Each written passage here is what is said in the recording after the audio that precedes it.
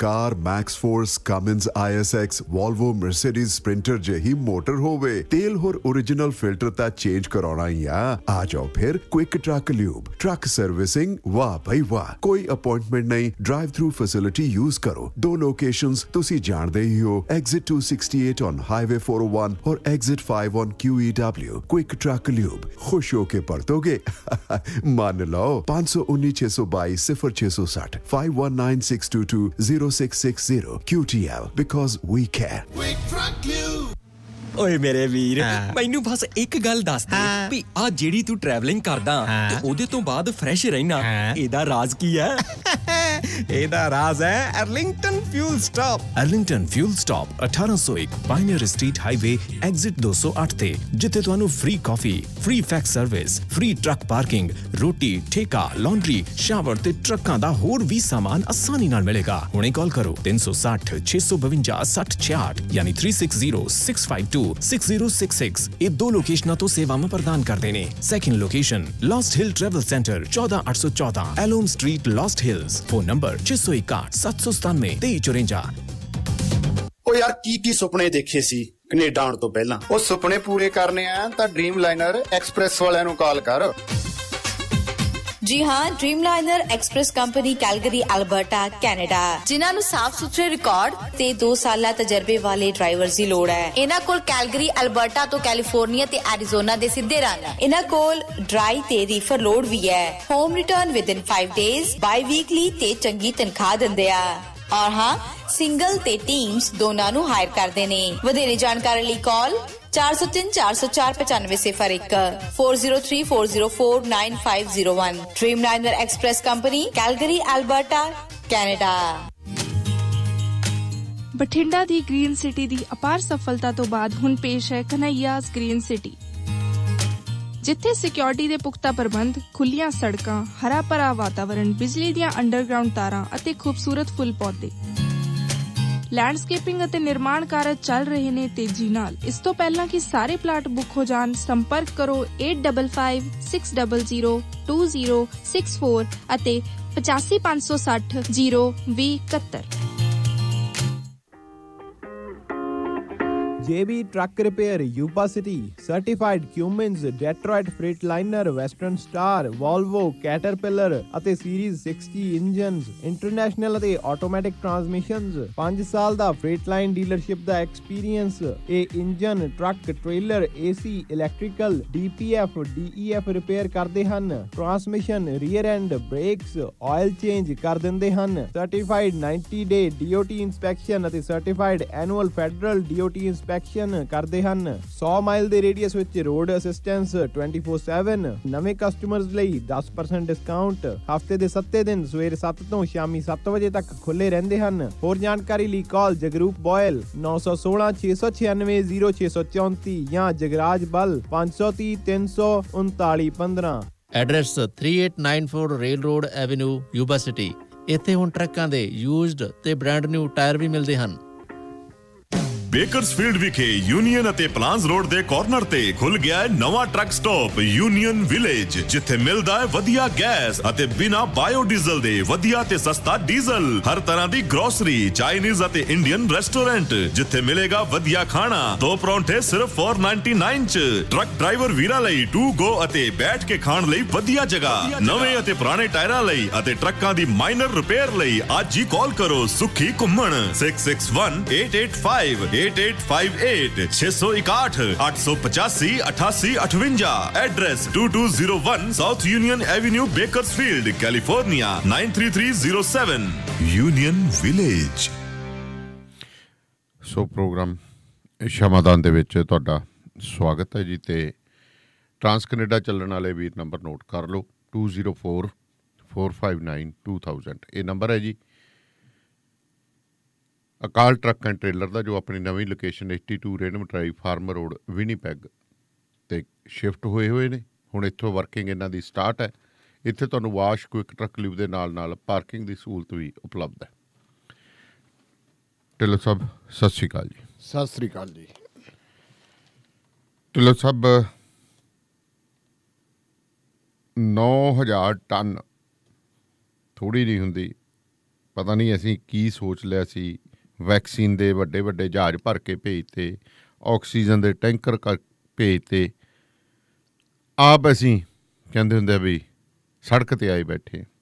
ਹਾਲਾਤ ਕਹਿੰਦੇ ਕੌਮੀ ਐਮਰਜੈਂਸੀ ਵਰਗੇ ਹੋਏ ਪਏ ਨੇ।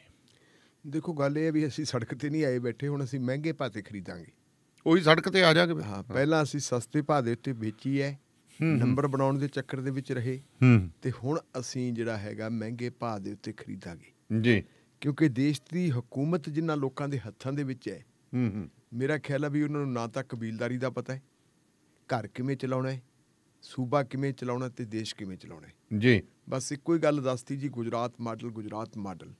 ਜੇ ਇਹ ਗੁਜਰਾਤ ਮਾਡਲ ਹੈ ਕਿ ਜਿਹੜੀ ਤੁਹਾਨੂੰ ਦਰਪੇਸ਼ ਖਤਰੇ ਹੈ, ਜਿਹੜੀ ਤੁਹਾਨੂੰ ਦਰਪੇਸ਼ ਐਮਰਜੈਂਸੀ ਹੈ ਜੀ, ਉਸ ਐਮਰਜੈਂਸੀ ਵਾਸਤੇ ਤੁਸੀਂ ਕੱਖ ਨਾ ਰੱਖੋ ਤੇ ਬਾਹਰਲਿਆਂ ਦਾ ਤੁਸੀਂ ਢਿੱਡ ਭਰੀ ਜਾਓ, ਇਹ ਕਿਵੇਂ ਹੋ ਸਕਦਾ ਜੀ?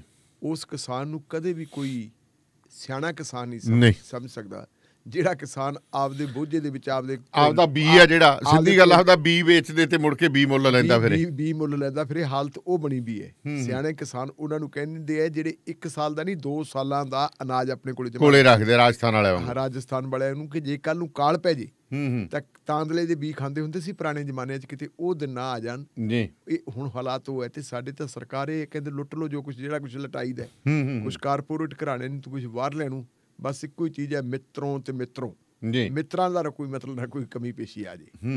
ਹੁਣ ਸਵਾਲ ਇਹ ਪੈਦਾ ਹੁੰਦਾ ਹੈ ਕਿ ਮਾਨਯੋਗ ਸੁਪਰੀਮ ਕੋਰਟ ਨੇ ਇਹ ਤਾਂ ਗੱਲ ਕਹਿ ਦਿੱਤੀ ਕਿ ਹਾਲਾਤ ਐਮਰਜੈਂਸੀ ਵਰਗੇ ਜੀ। ਇਹ ਕਿਉਂ ਕਿਹਾ? ਜਿਹੜੀਆਂ ਅੱਜ ਦੇ ਅਖਬਾਰਾਂ ਦੀਆਂ ਰਿਪੋਰਟਾਂ ਉਹ ਦੱਸਦੀਆਂ ਕਿ ਇਸ ਦੇਸ਼ ਦੇ ਵਿੱਚ ਹੁਣ ਤੱਕ 3,14,000 ਬੰਦੇ ਪਿਛਲੇ 24 ਘੰਟਿਆਂ 'ਚ, ਉਹਨਾਂ ਚ ਨਹੀਂ ਪਿਛਲੇ 24 ਘੰਟਿਆਂ 'ਚ 3,14,000 ਤੋਂ ਉੱਪਰ ਬੰਦੇ ਹੈ ਜਿਹੜੇ, ਲਗਭਗ 15,000 ਹੀ ਕਹਿ ਸਕਦੇ ਹਾਂ ਆਪਾਂ, ਥੋੜੇ ਜਿਹੇ ਘੱਟ ਹੈ ਜਿਹੜੇ ਪੋਜ਼ਿਟਿਵ ਹੋਏ ਹੈ ਜੀ। ਔਰ ਦੁਨੀਆ ਦੇ ਵਿੱਚ ਇੱਕ ਦਿਨ ਦਾ ਇਹ ਰਿਕਾਰਡ ਹੈ, ਇਹ ਤੋਂ ਪਹਿਲਾਂ ਐਡਾ ਵੱਡਾ ਰਿਕਾਰਡ ਨਹੀਂ ਬਣਿਆ ਜੀ। ਪਹਿਲਾਂ ਇਹ ਮੰਨਿਆ ਜਾਂਦਾ ਸੀ ਕਿ ਦੁਨੀਆ ਦੇ ਵਿੱਚ ਸਭ ਤੋਂ ਜ਼ਿਆਦਾ ਮਹਾਮਾਰੀ ਦਾ ਸ਼ਿਕਾਰ ਜਿਹੜੇ ਹੈ ਉਹ ਅਮਰੀਕਾ ਦੇ ਲੋਕ ਹੈ। ਹੁਣ ਅਮਰੀਕਾ ਜਾਂ ਯੂਰਪ ਦੇ ਦੇਸ਼ ਹੈ ਜਿਹੜੇ, ਉੱਥੇ ਇਹ ਨਹੀਂ ਅਸੀਂ ਕਹਿ ਸਕਦੇ ਕਿ ਕਰੋਨਾ ਹੈ ਨਹੀਂ, ਕਰੋਨਾ ਹੈਗਾ, ਲੇਕਿਨ ਉਹਨਾਂ ਦੀ ਗਿਣਤੀ ਘਟ ਰਹੀ ਹੈ। ਕਾਰਨ ਇਹ ਹੈ ਕਿ ਉਹਨਾਂ ਨੇ ਜਿਹੜੀ ਵੈਕਸੀਨ ਹੈ ਉਹ ਬਹੁਤ ਵਧੀਆ ਤਰੀਕੇ ਦੇ ਨਾਲ ਆਪਣੇ ਲੋਕਾਂ ਨੂੰ ਲਾਉਣੀ ਸ਼ੁਰੂ ਕਰ ਦਿੱਤੀ ਜੀ। ਉਹਨਾਂ ਨੇ ਸਾਡੇ ਵਾਂਗੂ ਨਹੀਂ ਰੱਖਿਆ ਕਿ ਜੀ ਪਹਿਲਾਂ ਏਜ ਗਰੁੱਪ ਬਣਾ ਲਏ, ਉਹਨਾਂ ਨੇ ਇਹ ਕਿ ਹਰ ਉਹ ਬੰਦਾ ਜਿਹੜਾ ਹੈਗਾ, ਜਿਹੜਾ ਬੰਦਾ ਕੋਈ ਵੀ ਜਿਹੜਾ ਘਰੋਂ ਬਾਹਰ ਨਿਕਲ ਸਕਦਾ ਹੈ ਜੀ, ਉਸ ਬੰਦੇ ਨੂੰ ਲਾ ਦਿੱਤੇ। ਆਪਾਂ ਜਾਣਦੇ ਵੀ ਹਾਂ ਬਜ਼ੁਰਗਾਂ ਨੂੰ ਆਪਾਂ ਘਰੋਂ ਬਾਹਰ ਨਿਕਲ ਤੋਂ ਰੋਕ ਦਿਆਂਗੇ ਜੀ, ਉਹ ਰੁਕ ਜਾਣਗੇ, ਜਾ ਵੀ ਨਹੀਂ ਸਕਦੇ ਬਜ਼ੁਰਗ। ਲੇਕਿਨ ਜਿਹੜੇ ਹੱਟੇ ਕੱਟੇ ਲੋਕ ਹੈ, ਜਿਹੜੇ ਤੰਦਰੁਸਤ ਹੈ, ਉਹਨਾਂ ਨੂੰ ਤਾਂ ਆਪਣੇ ਪਰਿਵਾਰ ਦੀ ਰੋਜੀ ਰੋਟੀ ਵਾਸਤੇ ਬਾਹਰ ਨਿਕਲਣਾ ਪੈਣਾ ਹੈ ਜੀ, ਉਦੋਂ ਬਿਨਾਂ ਤਾਂ ਗੁਜ਼ਾਰਾ ਨਹੀਂ ਹੋਣਾ। ਜਦੋਂ ਬਾਹਰੋਂ ਆਉਣਗੇ ਤੇ ਉਹਨਾਂ ਦੇ ਨਾਲ ਵਾਇਰਸ ਕਿਸ ਕਿਸਮ ਦਾ ਹੁੰਦਾ ਹੈ, ਇਸ ਕਰਕੇ ਜ਼ਰੂਰਤ ਹੈ ਕਿ ਬਜ਼ੁਰਗਾਂ ਨਾਲੋਂ ਵੀ ਜ਼ਰੂਰਤ ਉਹਨਾਂ ਲੋਕਾਂ ਨੂੰ ਕਿ ਇੰਜੈਕਸ਼ਨ ਉਹਨਾਂ ਨੂੰ ਲੱਗਣ ਜੀ, ਜਿਹੜਾ ਟੀਕਾ ਕਰਨਾ ਉਹਨਾਂ ਦਾ ਹੋਵੇ। ਪਰ ਹੁਣ ਜਿਹੜੀ ਹੈ ਸਾਡੇ ਦੇਸ਼ ਦੀ ਸੁਪਰੀਮ ਕੋਰਟ ਦੇ ਜਿਹੜੇ ਜੱਜ ਸਾਹਿਬ ਹੈ, chief justice S A Bobde ਸਾਹਿਬ, ਮੇਰਾ ਖਿਆਲ ਹੈ ਵੇਖ ਲਓ ਤੁਸੀਂ, ਸ਼ਾਇਦ ਅੱਜ ਉਹਨਾਂ ਨੇ ਸੇਵਾ ਮੁਕਤ ਹੋ ਜਾਣਾ ਜੀ, ਹੋ ਗਏ ਹੁਣ, ਅੱਜ 23 ਅਪ੍ਰੈਲ ਹੈ ਜੀ ਜੀ, ਅੱਜ ਉਹਨਾਂ ਨੇ ਸੇਵਾ ਮੁਕਤ ਹੋਣਾ ਹੈ, ਕਿਉਂਕਿ ਪਤਾ ਲੱਗਿਆ ਸੀ ਕਿ ਜਿਹੜੇ ਨਵੇਂ ਜੱਜ ਸਾਹਿਬ ਹੈ ਉਹਨਾਂ ਨੇ 24 ਤਾਰੀਖ ਨੂੰ ਆਪਣਾ ਚਾਰਜ ਲੈਣਾ ਹੈ ਜੀ।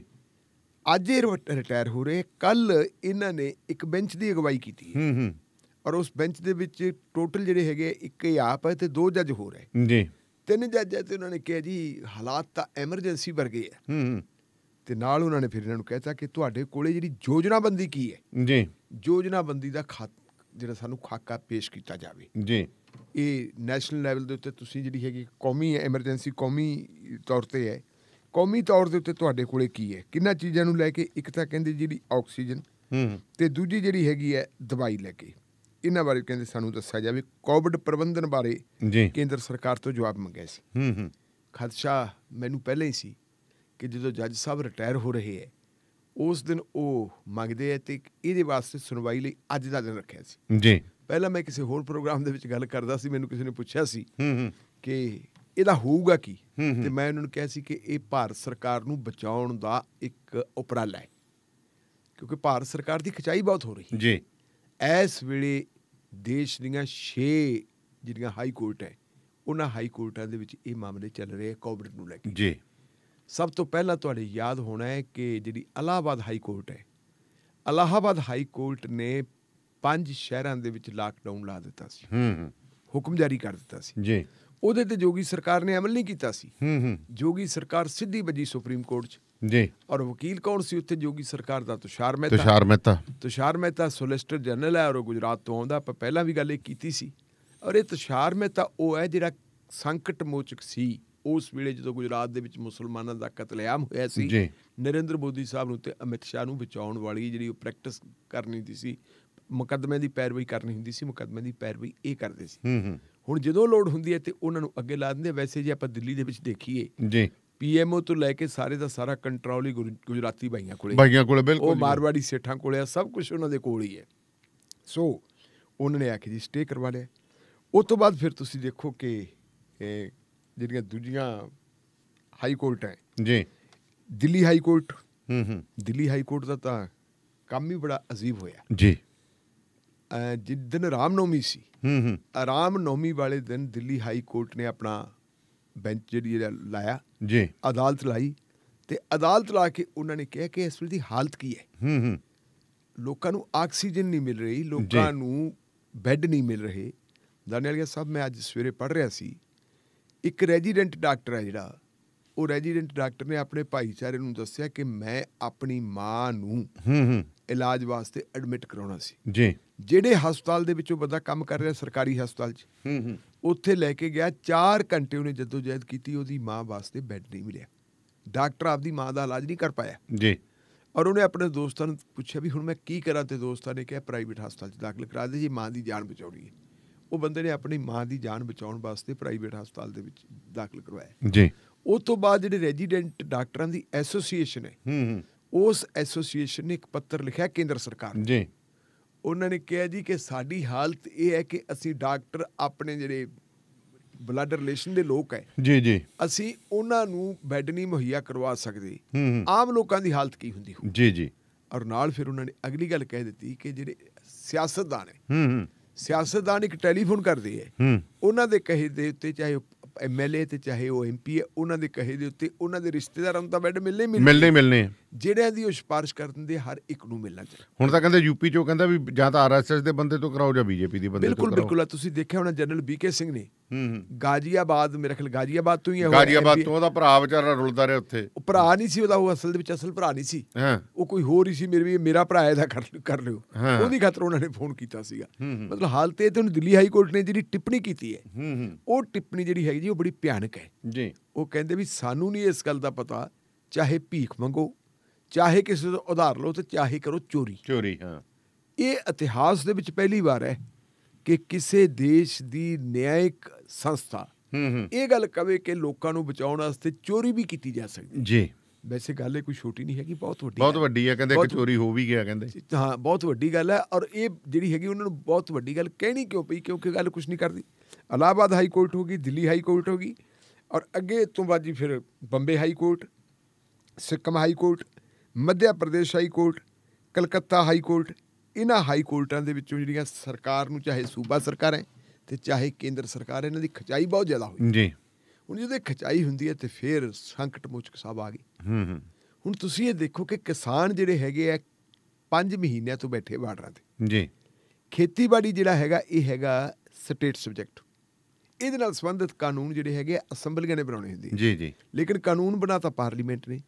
ਉਸ ਦਿਨ ਤੋਂ ਲੈ ਕੇ ਅੱਜ ਤੱਕ ਜਿੰਨੇ ਵੀ ਥਾਵਾਂ ਦੇ ਉੱਤੇ ਕਿਸਾਨ ਲੀਡਰ ਬੋਲਦੇ ਹੈ, ਉਹ ਚਾਹੇ ਸਿੰਘੂ ਬੋਲਦੇ ਆ, ਚਾਹੇ ਉਹ ਗਾਜ਼ੀਪੁਰ ਬੋਲਦੇ ਆ, ਚਾਹੇ ਉਹ ਟਿਕਰੀ ਬੋਲਦੇ ਆ, ਚਾਹੇ ਉਹ ਮਹਾਪੰਚਾਇਤਾਂ 'ਚ ਬੋਲਦੇ ਆ, ਉਹ ਵਾਰ-ਵਾਰ ਇਹ ਗੱਲ ਕਰਦੇ ਕਿ ਸੁਪਰੀਮ ਕੋਰਟ ਨੇ ਇਹਦਾ ਨੋਟਿਸ ਕਿਉਂ ਨਹੀਂ ਲਿਆ ਜੀ ਕਿ ਫੈਡਰਲ ਢਾਂਚੇ ਦੇ ਵਿੱਚ ਸਿੱਧੀ ਦਖਲਅੰਦਾਜ਼ੀ ਹੈ, ਰਾਜਾਂ ਦੇ ਅਧਿਕਾਰਾਂ ਦੇ ਉੱਤੇ ਡਾਕਾ ਮਾਰਿਆ ਗਿਆ।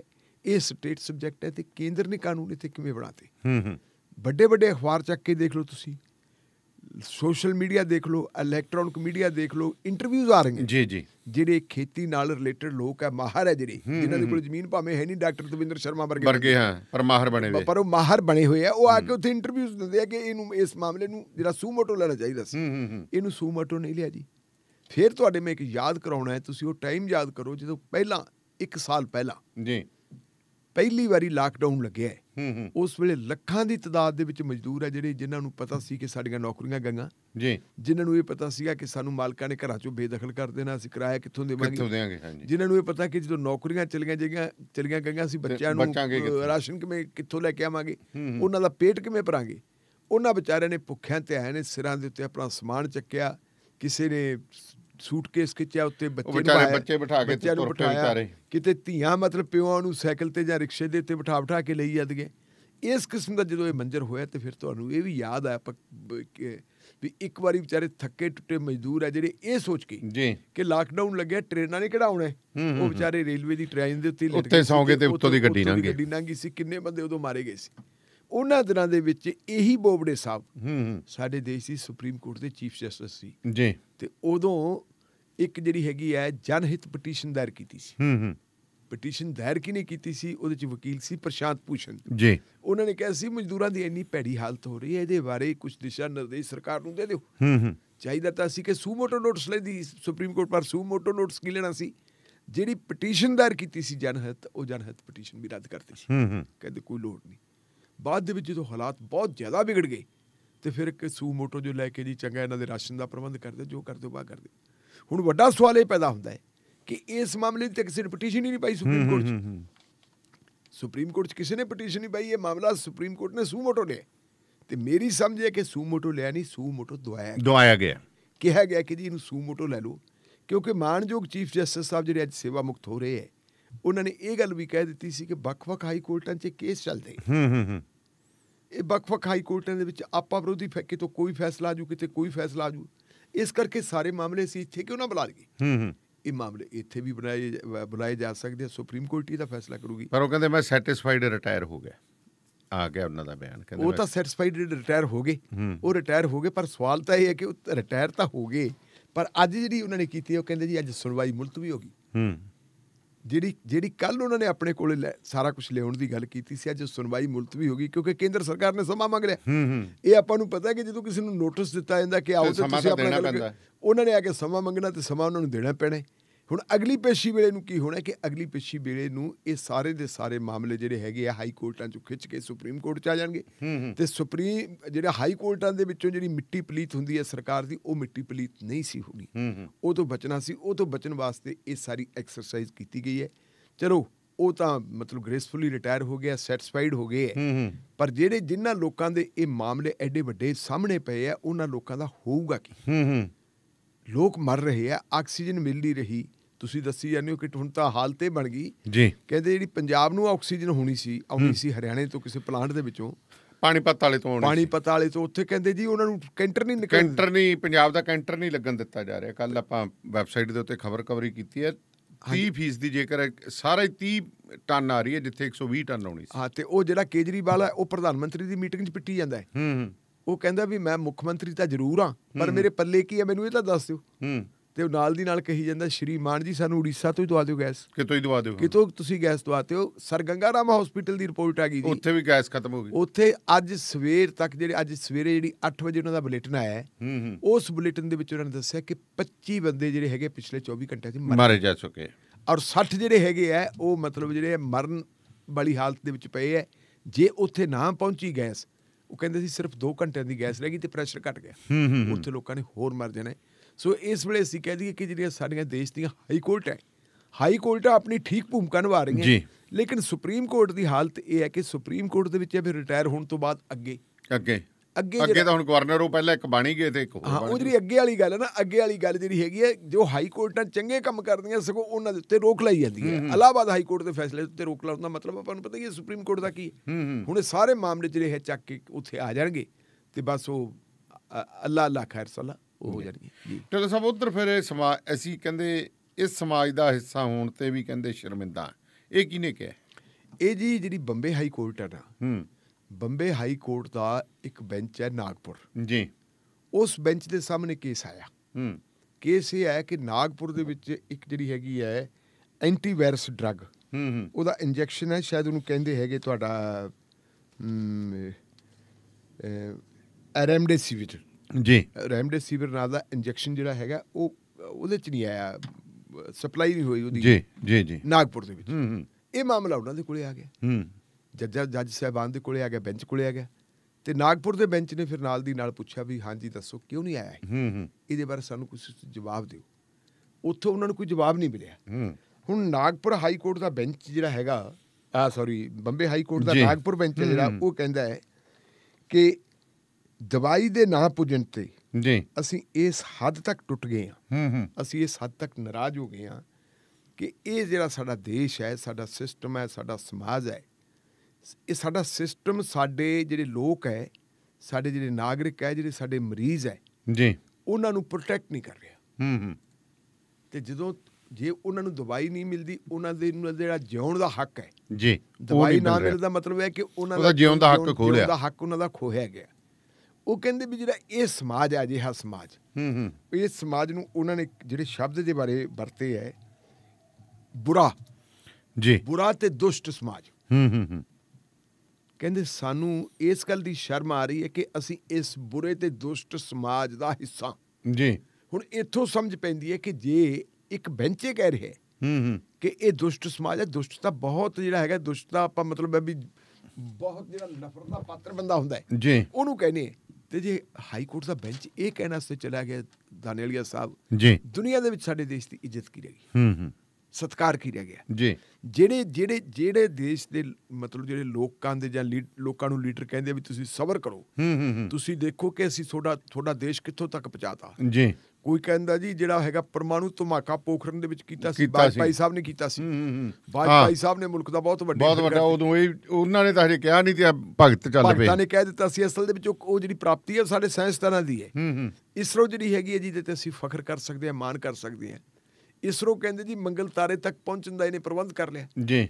ਅਸੀਂ ਮੰਗਲ ਤਾਰੇ ਤੱਕ ਪਹੁੰਚਣ ਦੀ ਗੱਲ ਕਰ ਰਹੇ ਹਾਂ, ਲੇਕਿਨ ਆਪਣੇ ਲੋਕਾਂ ਨੂੰ ਅਸੀਂ ਦਵਾਈ ਨਹੀਂ ਦੇ ਰਹੇ। ਔਰ ਉਹ ਦਵਾਈ ਨਾ ਮਿਲਣ ਦੀ ਵਜ੍ਹਾ ਕਾਰਨ ਜੇ ਹਾਈ ਕੋਰਟ ਦਾ ਇੱਕ ਬੈਂਚ ਇਹ ਗੱਲ ਕਹਿੰਦਾ ਹੈ ਤਾਂ ਇਹ ਤੁਸੀਂ ਅੰਦਾਜ਼ਾ ਲਾ ਸਕਦੇ ਹੋ ਵੀ ਜਿਹੜੀ ਸੁਪਰੀਮ ਕੋਰਟ ਨੇ ਇਹ ਮਾਮਲਾ ਸੂ ਮੋਟੋ ਆਪਣੇ ਹੱਥ ਵਿੱਚ ਲਿਆ ਤਾਂ ਕਿਉਂ ਲਿਆ? ਕਿਉਂਕਿ ਇਸ ਕਿਸਮ ਦੀਆਂ ਟਿੱਪਣੀਆਂ ਆ ਰਹੀਆਂ ਜੀ। ਇਹਨਾਂ ਟਿੱਪਣੀਆਂ ਦੇ ਚੱਲਦਿਆਂ ਦਾਨੇਲੀਆ ਸਾਹਿਬ ਇਹ ਤਾਂ ਭਾਰਤ ਦੇ ਸਮਾਜ ਵਾਸਤੇ, ਭਾਰਤ ਦੇ ਸਿਸਟਮ ਵਾਸਤੇ ਬਹੁਤ ਹੀ, ਜਿਹਨੂੰ ਆਪਾਂ ਕਹਿ ਦਈਏ ਇੱਕ ਤਬਾਹੀਯੋਗ ਹੈ, ਤਬਾਹੀਯੋਗ ਹਾਲਾਤ ਬਣੇ ਵੀ ਹੈ।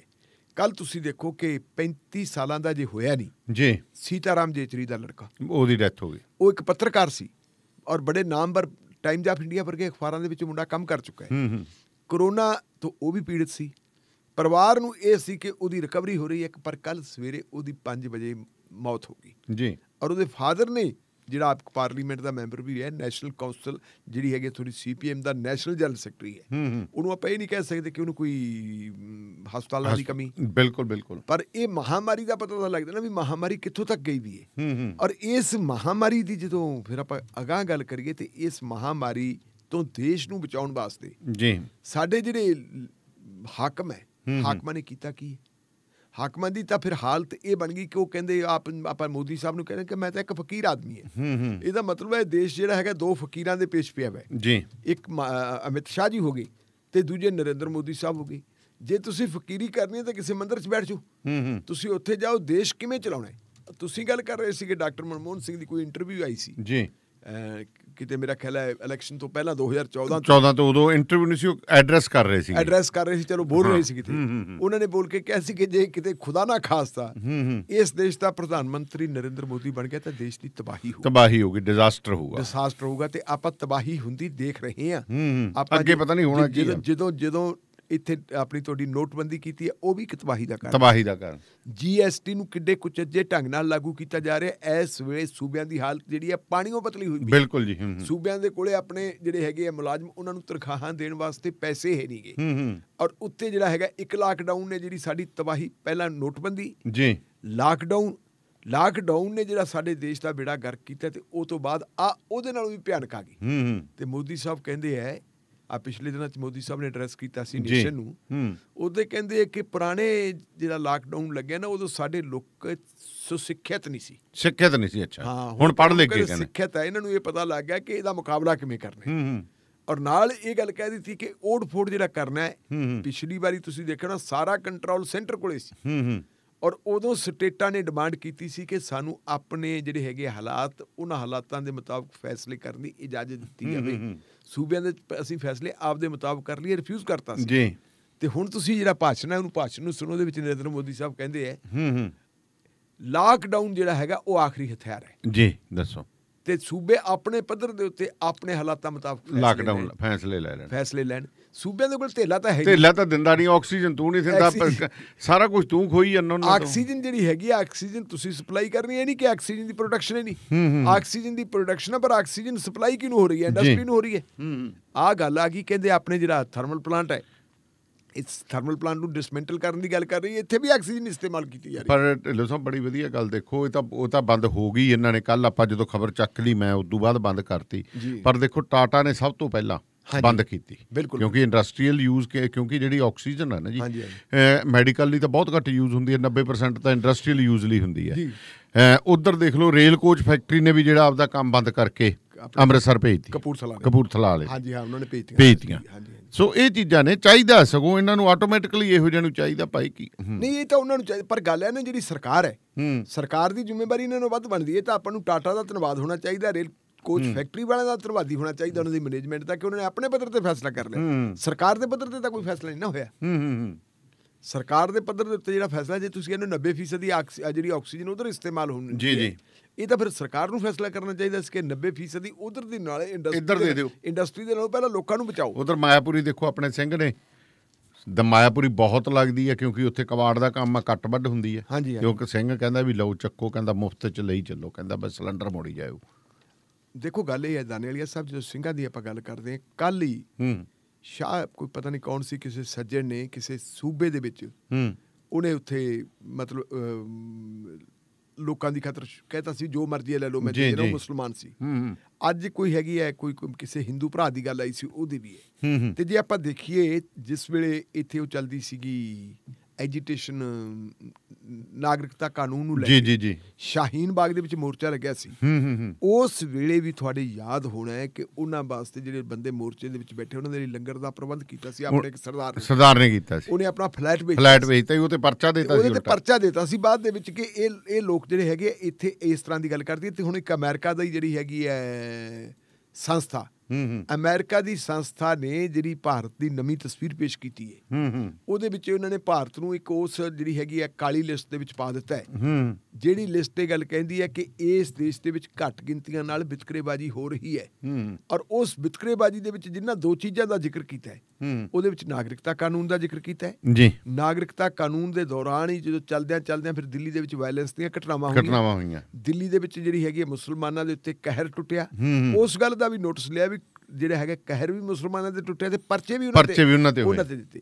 ਤੇ ਨਾਲ ਜਿਹੜੀ ਤੀਜੀ ਗੱਲ ਉਹਨਾਂ ਨੇ ਦਿੱਤੀ ਹੈ, ਉਹ ਦਿੱਤੀ ਹੈ ਜੀ ਤਬਲੀਗੀ ਮਰਕਜ਼ ਵਾਲੀ, ਕਿ ਤਬਲੀਗੀ ਮਰਕਜ਼ ਦੇ ਨੂੰ ਇੱਕ ਬਹਾਨਾ ਬਣਾ ਕੇ ਇਸ ਦੇਸ਼ ਦੀ ਜਿਹੜੀ ਘੱਟ ਗਿਣਤੀ ਭਾਈਚਾਰਾ ਸੀ ਉਹਨੂੰ ਬਦਨਾਮ ਕਰਨ ਦਾ ਯਤਨ ਕੀਤਾ ਗਿਆ। ਤੇ ਇਹ ਕੀਤਾ ਗਿਆ ਕਿ ਕਰੋਨਾ ਜਿਹਾਦ ਹੈ ਜਿਹੜਾ, ਉਹ ਬਾਹਰਲੇ ਮੁਲਕਾਂ ਦੇ ਵਿੱਚੋਂ ਲਿਆ ਕੇ ਇੱਥੇ ਛੇੜਿਆ ਗਿਆ। ਔਰ ਨਾਲ ਉਹਨਾਂ ਨੇ ਇਹ ਵੀ ਨੋਟਿਸ ਲਿਆ ਹੈ ਕਿ ਕੁੰਭ ਦੇ ਮੇਲੇ ਤੇ ਜਿਹੜਾ ਪ੍ਰਸ਼ਾਦ ਤਕਸੀਮ ਹੋਇਆ ਕਰੋਨਾ ਵਾਲਾ, ਦੱਸੋ ਉਹ ਤੁਸੀਂ ਦੇਖੋ ਕਿ ਇੱਕ ਬੰਦਾ ਕਹਿੰਦੇ ਵੀ ਜਿਹੜਾ ਇੱਕ ਬੰਦੇ ਤੋਂ ਵਾਇਰਸ 10 ਨੂੰ ਚੁੰਬੜਿਆ ਤੇ ਕੁੰਭ ਦੇ ਵਿੱਚ ਮਤਲਬ ਮੇਰਾ ਖਿਆਲ ਲੱਖਾਂ ਬੰਦੇ ਗਏ ਸੀ। ਹੁਣ ਭਾਵੇਂ ਪ੍ਰਧਾਨ ਮੰਤਰੀ ਨੇ ਜੋ ਦੇਖਿਆ ਕਿ ਹਾਲਾਤ ਬੇਕਾਬੂ ਹੁੰਦੇ ਆ ਤੇ ਬੇਨਤੀ ਕਰ ਲਈ ਨਿੱਜੀ ਤੌਰ ਤੇ, ਕੁਝ ਸਾਧ ਫਕੀਰ ਤੋਂ ਚਲੇ ਵੀ ਗਏ ਹੈ, ਪਰ ਜਿੱਥੋਂ ਤੱਕ ਗੱਲ ਪਹੁੰਚ ਗਈ ਹੈ, ਆਪਣਾ ਪੱਤਰਕਾਰ ਆ ਪਰਮਿੰਦਰ ਨੂੰ ਫੋਨ ਆ ਗਿਆ ਆਪਣੇ ਇੱਕ ਹੋਰ ਪੱਤਰਕਾਰ ਦਾ, ਸੁਖਜਿੰਦਰ ਮਾਨ ਦਾ, ਉਹਦੇ ਮਾਂ-ਬਾਪ ਨੂੰ ਕਰੋਨਾ ਹੋ ਗਿਆ। ਉਹਨੇ ਕਿਤੇ ਕਹਿੰਦਾ ਮੇਰੇ ਬੇਟੇ ਨੂੰ ਵੀ ਕਰੋਨਾ ਹੋ ਗਿਆ। ਤੇ ਮੈਂ ਕੱਲ ਬੈਠਾ ਸੀ ਪ੍ਰੈਸ ਕਲੱਬ ਦੇ ਵਿੱਚ, ਤੇ ਪਰਮਿੰਦਰ ਕਹਿੰਦਾ ਸਾਡੇ ਤਾਂ ਪਰਿਵਾਰ ਦੇ 9 ਜੀਆਂ ਨੂੰ ਹੋਇਆ ਪਿਆ। ਦੱਸੋ। ਉਹ ਜਦੋਂ ਉਹਨੇ 9 ਨੂੰ ਕਿਹਾ, ਮੈਂ ਕਿਹਾ ਉਹ 9 ਨੂੰ ਕਿਹਨੂੰ ਹੋ ਗਿਆ? ਫਿਰ ਉਹਨੇ ਦੱਸਿਆ, ਉਹ ਕਹਿੰਦਾ ਵੀ ਮੇਰੇ ਸਹੁਰੇ ਨੂੰ, ਸੱਸ ਨੂੰ, ਸਾਲਿਆਰਾਂ ਨੂੰ, ਸਾਲਿਆਂ ਨੂੰ, ਉਹਨਾਂ ਦੇ ਬੱਚਿਆਂ ਨੂੰ, ਪਰਿਵਾਰ ਦੇ 9 ਜੀ ਹੈ, ਉਹਨਾਂ ਨੂੰ ਹੋ ਗਿਆ। ਮੈਂ ਕਿਹਾ ਇਹ ਕਿਵੇਂ ਹੋ ਗਿਆ, ਕਿਸ ਤਰ੍ਹਾਂ ਗਏ? ਉਹ ਕਹਿੰਦਾ ਜੀ ਉਹ ਗਏ ਸੀ ਕੁੰਭ ਤੇ। ਦੱਸੋ। ਕੁੰਭ ਤੇ ਗਏ ਸੀ, ਉਹ ਕੁੰਭ ਤੋਂ ਲੈ ਕੇ ਆਏ ਆ। ਹੁਣ ਇਹ ਚੀਜ਼ਾਂ ਜਿਹੜੀਆਂ ਕੁੰਭ ਦੇ ਉੱਤੇ ਤਾਂ ਬੰਦੇ ਇਕੱਠੇ ਹੋ ਗਏ, ਕਿਉਂਕਿ ਉਹ ਹਿੰਦੂ ਤੁਸ਼ਟੀਕਰਨ ਦੀ ਗੱਲ ਸੀ ਜੀ, ਉੱਥੇ ਤਾਂ ਇਹਨਾਂ ਨੇ ਕਰਵਾਤਾ। ਪਰ ਤਬਲੀਗੀ ਸੈਂਟਰ ਜਿਹੜੇ ਮਰਕਜ਼ ਵਾਲਿਆਂ ਨੂੰ ਇੱਕ ਟਾਰਗੇਟ ਕੀਤਾ ਗਿਆ। ਅਮਰੀਕਾ ਨੇ ਵੀ ਅੱਜ ਇਸ ਗੱਲ ਦਾ ਨੋਟਿਸ ਲਿਆ, ਅਮਰੀਕਾ ਦੀ ਉਹਦੇ 'ਚ ਪਿਆ ਤੇ ਹੁਣ ਤਿਲਮਿਲਾ ਰਹੀ ਹੈ ਮੋਦੀ ਸਰਕਾਰ। ਇਹ ਪਿਛਲੀ ਵਾਰੀ ਵੀ ਇਹੀ ਗੱਲ ਹੋਈ ਸੀ, ਪਿਛਲੀ ਵਾਰੀ ਵੀ ਉਹਨਾਂ ਨੇ ਗੱਲ ਕਹੀ ਸੀ ਕਿ ਮਨੁੱਖੀ ਅਧਿਕਾਰਾਂ ਦੀ ਉਲੰਘਣਾ ਕਿਵੇਂ ਹੁੰਦੀ ਹੈ, ਖਾਸ ਕਰਕੇ ਘੱਟ ਗਿਣਤੀਆਂ ਦੇ ਸੰਬੰਧ ਵਿੱਚ। ਔਰ ਜਿਵੇਂ ਹੁਣ ਤੁਸੀਂ ਇਸ ਬਿਮਾਰੀ ਨੂੰ ਇਹਨਾਂ ਨੇ ਮਤਲਬ ਹਲਕੇ ਦੇ ਵਿੱਚ ਲਿਆ ਵਾ, ਉਹ ਤਾਂ ਇੱਕ ਐਡੀ ਭਿਆਨਕ ਹੈ ਕਿ ਨਾ ਮਾਫੀਯੋਗ ਅਪਰਾਧ ਹੈ। ਬਿਲਕੁਲ ਜੀ। ਇਹ ਤਾਂ ਜੇ ਆਪਾਂ ਆਖੀਏ ਕਿ ਜੇ ਤਾਂ ਕੁਰਸੀਆਂ 'ਤੇ ਬਹਿਣ ਦੇ ਲਾਇਕ ਨਹੀਂ ਹੈਗੇ, ਤੇ ਹੁਣ ਕਲਕੱਤਾ ਹਾਈ ਕੋਰਟ ਨੂੰ ਵੀ ਕਹਿੰਦੇ ਚੋਣ ਕਮਿਸ਼ਨ ਦੀ ਖਿਚਾਈ ਕਰਨੀ ਪਏਗੀ। ਅੱਜ ਤਾਂ ਅਦਾਲਤਾਂ 'ਤੇ ਹੀ ਆ ਗਏ ਆਪਾਂ। ਨਹੀਂ ਜੀ, ਅਦਾਲਤਾਂ ਮੈਨੂੰ ਇਸ ਗੱਲ ਦੀ ਆਪਾਂ ਨੂੰ ਤਸੱਲੀ ਹੋਣੀ ਚਾਹੀਦੀ ਹੈ। ਕਿ ਘੱਟੋ ਘੱਟ ਸਾਡੀਆਂ ਹਾਈ ਕੋਰਟਾਂ ਜੀ ਹਾਈ ਕੋਰਟਾਂ ਤਾਂ ਮਤਲਬ ਜਿਹੜੀ ਹੈਗੀ ਹੈ ਜਿਹੜੀ ਉਹ ਆਪਣੀ ਜ਼ਮੀਰ ਮੁਤਾਬਕ ਜਾਂ ਆਪਦੀ ਕੌਂਸ਼ੀਅਸ ਦੇ ਮੁਤਾਬਕ ਕੰਮ ਕਰ ਰਹੀਆਂ ਨਾ। ਇਹੋ ਜਿਹੇ ਹਾਲਾਤਾਂ ਦੇ ਉੱਤੇ ਜਿਹੜਾ ਕੰਮ ਅਦਾਲਤਾਂ ਨੂੰ ਕਰਨਾ ਚਾਹੀਦਾ ਉਹ ਕਰਨੀਆਂ ਪੈਂਦੀਆਂ ਜੀ। ਹੁਣ ਤੁਸੀਂ ਇਹ ਦੇਖੋ ਕਿ ਕਲਕੱਤੇ ਦੇ ਵਿੱਚ ਬੰਗਾਲ ਦੇ ਵਿੱਚ ਹੋ ਰਹੀਆਂ ਚੋਣਾਂ ਜਿਹੜੀਆਂ ਪਹਿਲਾਂ ਘੱਟ ਪੜਾਵਾਂ 'ਚ ਹੁੰਦੀਆਂ ਸੀ, ਐਤਕੀ ਚੋਣ ਕਮਿਸ਼ਨ ਨੇ ਕਹਿਤਾ ਜੀ 8 ਪੜਾਵਾਂ 'ਚ ਹੋਣਗੀਆਂ ਜੀ। 8 ਪੜਾਵਾਂ ਦੇ ਵਿੱਚ ਚੋਣਾਂ ਹੋਣਗੀਆਂ ਤੇ ਜਿਹੜਾ ਆਦਰਸ਼ ਚੋਣ ਜ਼ਾਬਤਾ ਹੈ, ਆਦਰਸ਼ ਚੋਣ ਜ਼ਾਬਤੇ ਦੇ ਨਾਲ ਆ ਵੀ ਸਰਕੂਲਰ ਜਾਰੀ ਕੀਤੇ ਹੋਏ ਸੀਗੇ ਜੀ। ਤੁਸੀਂ ਜਿਹੜੀ ਹੈਗੀ ਹੈ ਮਹਾਮਾਰੀ ਦੇ ਦੌਰ ਦੇ ਵਿੱਚ ਰੈਲੀਆਂ ਦੇ ਵਿੱਚ ਕਿਵੇਂ ਕਰਨਾ ਹੈ ਜੀ, ਮਾਸਕ ਬੰਨਣੇ ਹੈ, ਸੋਸ਼ਲ ਡਿਸਟੈਂਸ ਬਣਾ ਕੇ ਰੱਖਣਾ ਹੈ, ਔਰ ਉਹਦੇ ਵਾਸਤੇ ਟਾਈਮ ਫਿਕਸ ਵੀ ਕਰ ਦਿੱਤਾ। ਇਹ ਸਾਰੀਆਂ ਗੱਲਾਂ ਜਿਹੜੀਆਂ ਹੈਗੀਆਂ ਉਹਨੇ ਕੀਤਾ ਸੀ। ਤੇ ਉਹ ਕਹਿੰਦੇ ਚੋਣ ਕਮਿਸ਼ਨ ਦੀ ਉਹਨਾਂ ਨੇ ਕੀਤੀ ਹੈ ਵੀ ਚੋਣ ਕਮਿਸ਼ਨ ਜੀ ਕਿਰਪਾ ਕਰਕੇ ਇਹ ਦੱਸੋ ਕਿ ਤੁਸੀਂ ਸਰਕੂਲਰ ਤਾਂ ਜਾਰੀ ਕਰੀ ਜਾਂਦੇ ਹੋ, ਸਰਕੂਲਰ ਜਾਰੀ ਕਰਨ ਤੋਂ ਬਾਅਦ ਇਹਦੇ ਤੇ ਅਮਲ ਕੌਣ ਕਰਵਾਊਗਾ ਜੀ। ਚਿੱਠੀਆਂ ਕੱਢਣੀਆਂ ਤਾਂ ਕੋਈ ਚੋਣ ਕਮਿਸ਼ਨ ਦਾ ਕੰਮ ਨਹੀਂ। ਔਰ ਖਾਸ ਕਰਕੇ ਉਸ ਵੇਲੇ ਜੀ ਜਦੋਂ ਚੋਣ ਕਮਿਸ਼ਨ ਦੇ ਕੋਲੇ ਅਥਾਹ ਪਾਵਰਾਂ ਹੋਣ, ਜਦੋਂ ਅਸੀਂ ਅਥਾਹ ਪਾਵਰਾਂ ਦੀ ਗੱਲ ਕਰਦੇ ਹਾਂ ਤੇ ਇਹ ਫਿਰ ਚੋਣ ਕਮਿਸ਼ਨ ਨੇ ਯਾਦ ਕੀਤਾ ਜੀ ਟੀ ਇਨੀਸ਼ੀਏਸ਼ਨ ਜੀ। ਉਹ ਕਹਿੰਦੇ 90 ਬਿਆਂ ਦੇ ਵਿੱਚ ਇੱਕ ਟੀ ਇਨੀਸ਼ੀਏਸ਼ਨ ਹੋਇਆ ਸੀ ਭਾਰਤ ਦੇ ਦਾ ਮੁੱਖ ਚੋਣ ਕਮਿਸ਼ਨਰ, ਔਰ ਉਸ ਬੰਦੇ ਨੇ ਇਹ ਅਹਿਸਾਸ ਕਰਾਤਾ ਸੀ ਕਿ ਚੋਣ ਕਮਿਸ਼ਨ ਹੁੰਦਾ ਕੀ ਹੈ ਜੀ। ਔਰ ਉਸ ਵੇਲੇ ਜਿਹੜੇ ਹੈਗੇ ਜਿਹੜੇ ਸੁਧਾਰ ਹੋਏ, ਚੋਣ ਸੁਧਾਰ ਵੀ ਉਸ ਵੇਲੇ ਸ਼ੁਰੂ ਹੋਏ ਸੀ ਜੀ। ਉਦੋਂ ਪਹਿਲਾਂ ਤਾਂ ਲੋਕ ਚੋਣ ਕਮਿਸ਼ਨ ਨੂੰ ਜਾਣਦੇ ਹੀ ਨਹੀਂ ਸੀ। ਇਹ ਟੀ ਇਨੀਸ਼ੀਏਸ਼ਨ ਨੇ ਕਰਵਾਇਆ। ਕਹਿੰਦੇ ਜੀ ਟੀ ਇਨੀਸ਼ੀਏਸ਼ਨ ਨੇ ਕੁਛ ਕਰ ਸਕਦਾ, ਤੁਸੀਂ ਕਿਉਂ ਨਹੀਂ ਕਰ ਸਕਦੇ? ਇਹਦੇ ਬਾਰੇ ਦੱਸੋ। ਅਗਲੀ ਗੱਲ ਜਿਹੜੀ, ਕਿਉਂਕਿ ਜੇ ਹੁਣ ਆਪਾਂ ਦੇਖੀਏ ਕਿ ਇਹ ਸਾਰਾ ਕੁਛ ਹੋ ਕਿਉਂ ਰਿਹਾ, ਤੇ ਉਹ ਤੋਂ ਬਾਅਦ ਫਿਰ ਖਬਰਾਂ ਆ ਗਈਆਂ, ਕਹਿੰਦੇ ਜੀ ਰੋਡ ਸ਼ੋਆਂ ਤੇ ਵੀ ਪਾਬੰਦੀ ਲਾਤੀ ਔਰ ਇਹਦੇ ਤੇ ਵੀ ਪਾਬੰਦੀ ਲਾ ਦਿੱਤੀ, ਆਪਣੀ ਬਾਨਾਂ ਦੀਆਂ ਜਿਹੜੀਆਂ ਰੈਲੀਆਂ ਕੱਢਦੇ ਸੀ। ਸਵਾਲ ਇਹ ਪੈਦਾ ਹੁੰਦਾ ਹੈ ਕਿ ਜਦੋਂ ਮਮਤਾ ਬੈਨਰਜੀ ਇਹ ਗੱਲ ਕਹਿੰਦੀ ਸੀ ਕਿ ਮਹਾਮਾਰੀ ਫੈਲ ਗਈ, ਇਹਨੂੰ ਬੰਦ ਕਰੋ, ਇਹਨੂੰ ਜਿਹੜੀ ਹੈਗੀ ਹੈ ਤੁਸੀਂ ਮਤਲਬ ਜਿਹੜੇ ਜਿੰਨੇ ਪਹਿਲੇ ਪੜਾਵਾਂ 'ਚ ਹੋ ਗਈਆਂ ਸਾਰੀਆਂ ਇੱਕੇ ਦਿਨ ਹੀ ਕਰਵਾ ਦਿਓ। ਚੋਣ ਕਮਿਸ਼ਨ ਨੂੰ ਚਾਹੀਦਾ ਸੀ ਉਹ ਇੱਕੇ ਦਿਨ ਕਰਵਾ ਦਿੰਦੇ। ਡੇਲੀ ਆਪਾਂ ਨੂੰ ਇਸ ਗੱਲ ਦਾ ਪਤਾ ਹੈ ਕਿ ਸਾਰਾ ਮੰਤਰੀ ਮੰਡਲ ਬੰਗਾਲ ਦੇ ਵਿੱਚ ਬੈਠਾ ਹੈ। ਪ੍ਰਧਾਨ ਮੰਤਰੀ ਸਾਹਿਬ ਸੌਣ ਵਾਸਤੇ ਦਿੱਲੀ ਆਉਂਦੇ, ਨਹੀਂ ਤਾਂ ਪ੍ਰਧਾਨ ਮੰਤਰੀ ਸਾਹਿਬ ਬੰਗਾਲ 'ਚ ਹੀ ਰਹਿੰਦੇ। ਅੱਜ ਇੱਕ ਆਪਾਂ ਕਹਾਂਗੇ ਇੱਕ ਸੁਲੱਖਣਾ ਦਿਨ ਹੈ। ਪ੍ਰਧਾਨ ਮੰਤਰੀ ਸਾਹਿਬ ਨੇ ਕੱਲ੍ਹ ਐਲਾਨ ਕਰਤਾ ਸੀ ਕਿ ਮੈਂ ਬੰਗਾਲ 'ਚ ਨਹੀਂ ਜਾਊਂਗਾ, ਮੈਂ ਚੋਣ ਪ੍ਰਚਾਰ ਨਹੀਂ ਕਰ ਜਾਊਂਗਾ, ਅੱਜ ਮੈਂ ਕਰੋਨਾ ਬਾਰੇ ਮੀਟਿੰਗਾਂ ਕਰੂੰਗਾ। ਅੱਜ ਕਰੋਨਾ ਬਾਰੇ ਮੀਟਿੰਗਾਂ ਮੁੱਖ ਮੰਤਰੀ ਨੇ ਕਰੀ ਜਾਂਦੇ, ਕੇਜਰੀਵਾਲ ਨੇ ਲਾਈਵ ਹੀ ਚੱਕਤਾ ਉਹ ਤਾਂ ਕਰ, ਫਿਰ ਉਹ ਕੇਜਰੀਵਾਲ ਹੈ ਨਾ। ਅੱਛਾ, ਉਹ ਹੁਣ ਉਹ ਮੁੱਖ ਮੰਤਰੀਆਂ ਦੇ ਨਾਲ ਜਿਹੜੀ ਮੀਟਿੰਗ ਕਰ ਰਹੇ ਕਹਿੰਦੇ ਮੈਂ ਅੱਜ ਦਾ ਦਿਨ ਨਹੀਂ ਜਾਊਂਗਾ। ਪਰ ਸਭ ਤੋਂ ਪਹਿਲਾਂ ਜੇ ਆਪਾਂ ਦੇਖੀਏ ਖੱਬੇ ਪੱਖੀਆਂ ਨੇ ਜੀ, ਔਰ ਕਾਂਗਰਸ ਪਾਰਟੀ ਨੇ ਕਿਹਾ ਸੀ ਜੀ ਕਰੋਨਾ ਮਹਾਮਾਰੀ ਆ ਗਈ, ਅਸੀਂ ਪ੍ਰਚਾਰ ਨਹੀਂ ਕਰਦੇ। ਚਲੋ ਜੋ ਉਹਨਾਂ ਦੀ ਹੋਣੀ ਹੈ ਉਹ ਤਾਂ ਹੋਣੀ ਆ। ਰਾਹੁਲ ਗਾਂਧੀ ਨੇ ਆਪਣਾ ਪ੍ਰਚਾਰ ਵਿਚਕਾਰ ਛੱਡਤਾ ਸੀ। ਮਮਤਾ ਬੈਨਰਜੀ ਨੇ ਕਹਿ ਦਿੱਤਾ ਸੀ ਕਿ ਮੈਂ ਆਪਣੀਆਂ ਸਰਗਰਮੀਆਂ ਘਟਾਉਣੀਆਂ, ਮੈਂ ਕਲਕੱਤੇ ਦੇ ਵਿੱਚ ਘੱਟੋ ਘੱਟ ਰੈਲੀਆਂ ਨਹੀਂ ਕਰੂੰਗੀ ਜੀ, ਤੇ ਜਿਹੜੀਆਂ ਬਾਕੀ ਰੈਲੀਆਂ ਕਰੂੰਗੀ ਮੈਂ ਛੋਟੀਆਂ ਕਰੂੰਗੀ। ਫਿਰ ਨਰਿੰਦਰ ਮੋਦੀ ਸਾਹਿਬ ਨੇ ਵੀ ਕਹਿਤਾ ਸੀ ਕਿ ਜੀ ਮੈਂ ਜਿਹੜਾ ਹੈਗਾ 500 ਤੋਂ ਵੱਧ ਮੇਰੀ ਰੈਲੀ ਦੇ ਵਿੱਚ ਇਕੱਠ ਨਹੀਂ ਹੋਊਗਾ। ਕੱਲ੍ਹ ਜਦੋਂ ਇਹ ਹਾਈ ਕੋਰਟ ਨੇ ਖਿਚਾਈ ਕੀਤੀ ਹੈ ਤੇ ਮਮਤਾ ਬੈਨਰਜੀ ਨੇ ਨਾਲ ਦੀ ਨਾਲ ਕਹਿਤਾ ਕਿ ਮੇਰਾ ਚੋਣ ਪ੍ਰਚਾਰ ਬੰਦ, ਮੈਂ ਜਿਹੜਾ ਚੋਣ ਪ੍ਰਚਾਰ ਕਰੂੰਗੀ, ਮੈਂ ਹੁਣ ਜਿਹੜਾ ਵਰਚੁਅਲ ਚੋਣ ਪ੍ਰਚਾਰ ਕਰੂੰਗੀ, ਮੈਂ ਉਸ ਤਰ੍ਹਾਂ ਨਹੀਂ ਕਰੂੰਗੀ। ਇਹਦਾ ਨੋਟਿਸ ਜਿਹੜਾ ਹੈਗਾ, ਨੋਟਿਸ ਇਹਦਾ ਲੈਣਾ ਬਣਦਾ ਸੀ। ਔਰ ਚੋਣ ਕਮਿਸ਼ਨ ਦੀ ਜਿਵੇਂ ਹਾਈ ਕੋਰਟ ਨੇ, ਕਲਕੱਤਾ ਹਾਈ ਕੋਰਟ ਨੇ ਸੁਣਵਾਈ ਆਪਣੀ ਖਿਚਾਈ ਕੀਤੀ ਹੈ, ਇਹ ਖਿਚਾਈ ਬਣਦੀ ਸੀ। ਇਸ ਖਿਚਾਈ ਤੋਂ ਬਗੈਰ ਗੱਲ ਨਹੀਂ ਸੀ ਬਣਨੀ। ਜੇ ਖਿਚਾਈ ਨਾ ਹੁੰਦੀ ਤਾਂ ਅੱਜ ਇਹਨਾਂ ਨੇ ਇਹ ਨਹੀਂ ਸੀ ਲਾਉਣਾ। ਹੁਣ ਤੁਸੀਂ ਇਹ ਦੇਖੋ ਕਿ ਪ੍ਰਧਾਨ ਮੰਤਰੀ ਦਿੱਲੀ ਜਾਂਦਾ ਹੈ, ਉੱਥੇ ਅਮਿਤ ਸ਼ਾਹ ਵਰਗਿਆਂ ਨੂੰ ਤਾਂ ਇਹ ਕਿਹਾ ਜਾਂਦਾ ਕਿ ਉਹਨੇ ਰਾਜਧਾਨੀ ਦਿੱਲੀ ਦੀ ਬਜਾਏ ਕਲਕੱਤਾ ਹੀ ਬਣਾ ਲਈ ਹੈ। ਦੂਜੇ ਜਿਹੜੇ ਹੈਗੇ ਕੈਬਨਿਟ ਦੇ ਮੈਂਬਰ ਸਾਰੇ ਹੈ ਉੱਥੇ ਬੈਠੇ, ਔਰ ਉਹਨਾਂ ਦੇ ਭਾਵੇਂ ਕਈ ਕੱਲ੍ਹ ਅਮਿਤ ਸ਼ਾਹ ਨੇ ਜਿਹੜੀ ਰੈਲੀ ਕੱਢੀ ਉਹਦੇ ਆਪਦੇ ਵੀ ਮਾਸਕ ਨਹੀਂ ਲੱਗਿਆ ਸੀ। ਦੱਸੋ, ਜੇ ਉਹਦੇ ਆਪਦੇ ਮਾਸਕ ਨਹੀਂ ਸੀ ਲੱਗਿਆ ਤਾਂ ਚੋਣ ਕਮਿਸ਼ਨ ਦਾ ਹੱਕ ਨਹੀਂ ਬਣਦਾ ਵੀ ਉਹਦਾ ਨੋਟਿਸ ਲਵੇ। ਉਹਦਾ ਉਹਨਾਂ ਨੇ ਕੋਈ ਨੋਟਿਸ ਨਹੀਂ ਲਿਆ। ਇਹ ਤੋਂ ਪਹਿਲਾਂ ਆਪਾਂ ਅਸ਼ੋਕ ਲਵਾਸਾ ਦੀ ਗੱਲ ਕਰਦੇ, ਉਹਨੇ ਵਿਚਾਰੇ ਨੇ ਇੰਨੀ ਗੁਸਤਾਖੀ ਕਰ ਲਈ ਸੀ ਕਿ ਯਾਰ ਪ੍ਰਧਾਨ ਮੰਤਰੀ ਤੇ ਗ੍ਰਹਿ ਮੰਤਰੀ ਦੇ ਖਿਲਾਫ ਜਿਹੜੀ ਕੰਪਲੇਂਟ ਆਈ ਆਪਾਂ ਇਹਨੂੰ ਵਿਚਾਰ ਲਈਏ। ਕਹਿੰਦੇ ਜੀ ਨਹੀਂ, ਨਾਲ ਦੇ ਕਹਿੰਦੇ ਨਹੀਂ। ਉਹ ਕਹਿੰਦਾ ਫਿਰ ਮੇਰਾ ਡਿਸੈਂਟ ਨੋਟ ਲਿਖ ਲਓ। ਡਿਸੈਂਟ ਨੋਟ ਤਾਂ ਵਿਚਾਰੇ ਇਹੋ ਜਿਹਾ ਲਿਖਿਆ, ਤੇ ਉਹਦਾ ਇਹੋ ਜਿਹਾ ਨੋਟ ਲਿਖਿਆ ਵੀ ਉਹਦੇ ਪਰਿਵਾਰਕ ਮੈਂਬਰਾਂ ਦੇ ਉੱਤੇ ਈਡੀ ਦੇ ਛਾਪੇ ਵੱਜਣੇ ਸ਼ੁਰੂ ਹੋ ਗਏ। ਸੋ ਇਹ ਚਾਹੀਦਾ ਇਹਨਾਂ ਨੂੰ ਇਹ ਸੀ ਕਿ ਕੁਛ ਕਰ ਰਹੇ ਨੇ, ਪਰ ਇਹ ਗੱਲ ਵੀ ਸਾਨੂੰ ਮੰਨਣੀ ਪੈਣੀ ਹੈ। ਹੁਣ ਉਹ ਗੱਲਾਂ ਸਾਹਮਣੇ ਆ ਰਹੀਆਂ ਜਦੋਂ ਅਦਾਲਤਾਂ ਸਰਕਾਰ ਕਿ ਸਾਡੇ ਦੇਸ਼ ਦੀ ਇਸ ਸਰਕਾਰ ਨੇ, ਮੋਦੀ ਸਰਕਾਰ ਨੇ 2014 ਤੋਂ ਬਾਅਦ ਜਦੋਂ ਇਹ ਪਾਵਰ 'ਚ ਆ ਗਈ, ਇਹਨਾਂ ਨੇ ਸੰਵਿਧਾਨਕ ਸੰਸਥਾਵਾਂ ਜਿਹੜੀਆਂ ਹੈ ਉਹਨਾਂ ਨੂੰ ਜਿਹੜਾ ਰੀੜ੍ਹ ਦੀ ਹੱਡੀ ਰਹਿਤ ਬਣਾਤਾ ਜੀ। ਚੋਣ ਕਮਿਸ਼ਨ ਦੇ ਪੱਲੇ ਕੱਖ ਨਹੀਂ ਰਿਹਾ। ਸੁਪਰੀਮ ਕੋਰਟ ਦੀ ਅਸੀਂ ਗੱਲ ਕਰੀਏ, ਸੁਪਰੀਮ ਕੋਰਟ ਤੇ ਹਾਈ ਕੋਰਟਾਂ 'ਚ ਫੈਸਲੇ ਬੜੇ ਵਧੀਆ ਆਉਂਦੇ, ਲੇਕਿਨ ਸੁਪਰੀਮ ਕੋਰਟ ਹਾਈ ਕੋਰਟ ਦੇ ਫੈਸਲਿਆਂ ਦੀ ਸ਼ਲਾਘਾ ਕਰਨ ਦੀ ਬਜਾਏ ਉਹਦੇ ਕੰਮ ਇਸ ਕਿਸਮ ਦੇ ਹੁੰਦੇ ਕਿ ਉਹਨੇ ਤੇ ਸਟੇ ਜਾਰੀ ਕਰ ਦਿੰਦੀ ਹੈ। ਜੇ ਸਟੇ ਜਾਰੀ ਕਰ ਦਿਓ, ਜੇ ਸੁਪਰੀਮ ਕੋਰਟ ਵੀ ਹਾਕਮਾਂ ਦੀ ਰਾਜਨੀਤੀ ਨੂੰ ਮੱਦੇ ਨਜ਼ਰ ਰੱਖਦੇ ਫੈਸਲੇ ਲੈਣ ਲੱਗ ਜੇ ਤਾਂ ਫਿਰ ਇਹ ਦੇਸ਼ ਤਾਂ ਹੋਊਗਾ ਕੀ? ਦੇਸ਼ ਤਾਂ ਫਿਰ ਆਟੋਮੈਟਿਕ। ਹੁਣ ਤੁਸੀਂ ਇਹ ਦੇਖੋ ਕਿ ਲੋਕਾਂ ਦਾ ਵਿਕਾਸ ਦੁਬੇ ਵਾਲਾ ਮਾਮਲਾ ਹੋਇਆ ਸੀ, ਕੱਲ ਆਪਾਂ ਡਿਸਕਸ ਕੀਤੀ ਸੀ ਖਬਰ। ਵਿਕਾਸ ਦੁਬੇ ਵਾਲੇ ਮਾਮਲੇ ਦੇ ਉੱਤੇ ਜੇ ਕੋਈ ਇੱਕ ਕਮਿਸ਼ਨ ਬਣ ਗਿਆ, ਕਮੇਟੀ ਬਣਾਤੀ, ਸੁਪਰੀਮ ਕੋਰਟ ਨੇ ਬਣਾਤੀ, ਭਾਵੇਂ ਨਾ ਉਹਦੇ ਚ ਦੇਤੇ ਤੇ ਲੋਕ ਉੱਥੇ ਗਏ ਕਿਉਂ ਨਹੀਂ? ਕਿਉਂਕਿ ਲੋਕਾਂ ਨੂੰ ਪਤਾ ਵੀ ਹੋਣਾ ਤਾਂ ਕੁਝ ਵੀ ਨਹੀਂ, ਨਿਕਲਣਾ ਕੁਝ ਵੀ ਨਹੀਂ, ਇਹਨਾਂ ਚੋਂ ਨਿਕਲਣਾ ਕੱਖ ਨਹੀਂ, ਅਸੀਂ ਕਿਉਂ ਆਪਦਾ ਟਾਈਮ ਬਰਬਾਦ ਕਰੀਏ? ਇਸੇ ਕਰਕੇ ਲੋਕਾਂ ਨੇ ਫਿਰ ਉਹਦਾ ਕਰਤਾ ਜੀ ਬਾਈਕਾਟ। ਦਿੱਲੀ ਸਿੱਖ ਗੁਰਦੁਆਰਾ ਕਮੇਟੀ ਦੀਆਂ ਚੋਣਾਂ ਜਿਹੜੀਆਂ ਸੀਗੀਆਂ ਜੀ, ਬੜਾ ਜ਼ੋਰ ਸ਼ੋਰ ਪਹਿਲਾਂ ਵੀ ਲੱਗਿਆ ਵੀ ਇਹ ਕੈਂਸਲ ਕਰਾਓ ਕਈਆਂ ਦੇ ਤਾਂ ਫਿਰ ਨੀਤ ਨੂੰ ਬੂਰ ਪੈ ਗਏ, ਕੈਂਸਲ ਹੋ ਗਏ। ਖੈਰ ਮੈਂ ਦਾਨੇ ਵਾਲੀ ਸਾਹਿਬ ਦੇ ਹੱਕ 'ਚ ਵੀ ਕੈਂਸਲ ਹੋਣੀਆਂ ਹੀ ਚਾਹੀਦੀਆਂ ਸੀ। ਜੇ ਅਸੀਂ ਬੰਗਾਲ ਦੀ ਗੱਲ ਕਰਦੇ ਹਾਂ ਕਿ ਬੰਗਾਲ ਦੇ ਵਿੱਚ ਚੋਣ ਕਮਿਸ਼ਨ ਨੇ ਕੰਮ ਠੀਕ ਨਹੀਂ ਕੀਤਾ, ਕਿਉਂਕਿ ਦਿੱਲੀ ਦੀ ਸਥਿਤੀ ਹੈ ਕਿ ਦਿੱਲੀ 26 ਤੱਕ ਤਾਂ ਲਾਕਡਾਊਨ ਲੱਗਿਆ ਸੀ, ਤੇ ਦਿੱਲੀ ਦੇ ਵਿੱਚ ਆਪਾਂ ਦੇਖੀਏ ਮਹਾਰਾਸ਼ਟਰ ਤੋਂ ਬਾਅਦ ਦਿੱਲੀ ਦੇ ਵਿੱਚ ਬਹੁਤ ਜ਼ਿਆਦਾ ਵੱਡੇ ਪੱਧਰ ਦੇ ਉੱਤੇ ਜਿਹੜਾ ਹੈਗਾ ਇਹ ਵਾਇਰਸ ਫੈਲ ਰਿਹਾ। ਉੱਥੇ ਚਲੋ 25 ਤਾਰੀਖ ਨੂੰ ਜੇ ਖੋਲ ਵੀ ਦਿੰਦੇ, ਇਕੱਲੇ ਸਿੱਖ ਭਾਈਚਾਰੇ ਨੂੰ ਇਜਾਜ਼ਤ ਦੇ ਦਿੰਦੇ ਕਿ ਤੁਸੀਂ ਵੋਟਾਂ ਪਾਉਣੀਆਂ, ਸੋਸ਼ਲ ਡਿਸਟੈਂਸ ਰਹਿ ਨਹੀਂ ਸਕਦਾ ਸੀ। ਬੰਗਾਲ ਦੇ ਵਿੱਚ ਸੋਸ਼ਲ ਡਿਸਟੈਂਸ ਕਿੰਨਾ ਕੁ ਰੱਖਿਆ ਹੋਇਆ, ਕਿੰਨੇ ਕੁ ਉੱਥੇ ਕਿਸੇ ਨੇ ਮਾਸਕ ਲਾਉਣੇ ਸੀਗੇ, ਇਹ ਨਹੀਂ ਸੀ ਰਹਿਣਾ। ਇਹ ਗੱਲ ਹੋਈ ਹੈ ਬਹੁਤ ਵਧੀਆ। ਹੁਣ ਇਹੀ ਸਵਾਲ ਫਿਰ ਲਾਗੂ ਹੁੰਦੀ ਹੈ ਭਾਰਤ ਦੇ ਚੋਣ ਕਮਿਸ਼ਨ ਤੇ ਕਿ ਦਿੱਲੀ ਦੇ ਵਿੱਚ ਜੇ ਦਿੱਲੀ ਦੀ ਸਰਕਾਰ ਨੇ ਇਹ ਫੈਸਲਾ ਲੈ ਲਿਆ ਤੇ ਸਰਕਾਰ ਦਿੱਲੀ ਦੀ ਕੇਜਰੀਵਾਲ ਨੇ ਤਾਂ ਲਿਆ ਨਹੀਂ ਫੈਸਲਾ। ਕੇਜਰੀਵਾਲ ਦੇ ਕੋਲੇ ਤਾਂ ਪਾਵਰ ਹੀ ਨਹੀਂ, ਉਹਨੇ ਤਾਂ ਗਵਰਨਰ ਨੂੰ ਚਿੱਠੀ ਪਾਤੀ ਕਿ ਗਵਰਨਰ ਸਾਹਿਬ ਤੁਸੀਂ ਆ ਲੈਫਟੀਨੈਂਟ ਗਵਰਨਰ ਸਾਹਿਬ ਲੈ ਲਓ ਫੈਸਲਾ।